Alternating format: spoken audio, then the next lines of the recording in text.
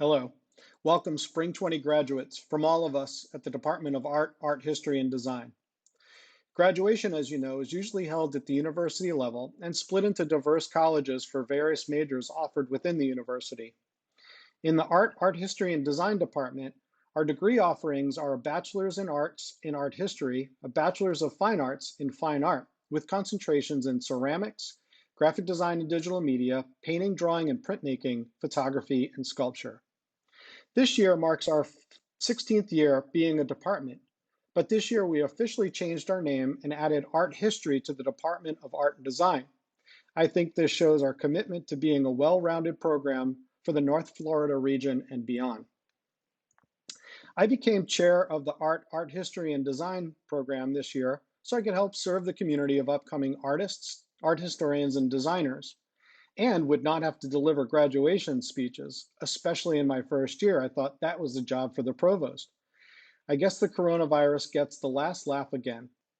And what an interesting year it's been for all of us. With the serious coronavirus, a downturned economy, and let's not forget about the almost hurricane to start off the fall.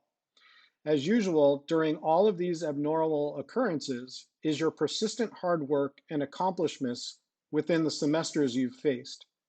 Even when semesters keep getting cut short, pretty soon we'll have 6 week sessions. Yes, that's already happening with summer. So I've been doing some research on commencement speeches from the past, trying to find interesting bits of wisdom to drop into this recording. One thing that they all have in common is this. First, they try and make graduating seniors laugh, often with small jokes just to soften them up a bit. They scare them to death with the facts of facing the real world and how hard it would be, talking about a poor economy, or worse, a passage from a long forgotten text which the guests read with agonizing monotone detail. Finally, they get to a point of how you are the future, so don't screw it up. Some of these speeches have used techniques like top 10 lists, some use point counterpoint, some, like Bono in 2004, use irreverence to make their points. In the end, there are a few truths which I'd like to try and summarize for you moving forward. Luckily for me, these are summarized nicely in the titles of the speeches after having read a half a dozen or so before realizing this. J.K. Rowling gave a speech at Harvard in 2008 entitled Failure and Imagination. Her greatest fear out of college was failure, and as humans, we have this amazing ability to imagine things we have never experienced before. Find What You Love was the title of Steve Jobs' speech in Stanford in 2005. He goes on to explain how to grow in life despite all of the obstacles thrown your way. He says, you can't connect the dots of life experiences looking forward. You can only connect them looking backwards.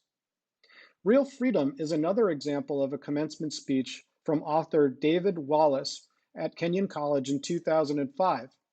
Here, the list of real freedoms comes with an old adage that the purpose of college is to learn how to learn.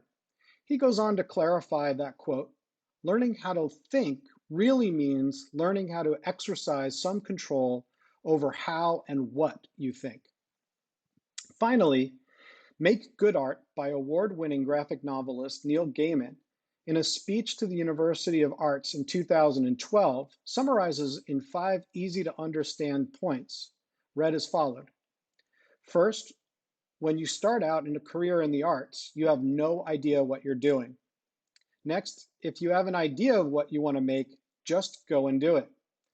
Number 3, when you start off, you have to deal with the problems of failure. 4, he says, I quote, I hope you make mistakes. And while you're at it, make your art, do the stuff that only you can do. If I could echo many of these sentiments and make my own advice, graduating college can be a scary proposition, but is outweighed much more by the opportunities of what's to come. You will employ all of the techniques discussed in your classes towards starting in your career. Just remember, there is still so much more to learn. I'd like to congratulate you all on your hard work and vision. Go out knowing that you can make mistakes, fail at times, and do the stuff only you can do. On behalf of all of your professors in art history, and design, thank you for your commitment to your coursework, which has taken you to the next phase of life. Good luck, keep in touch, and thank you.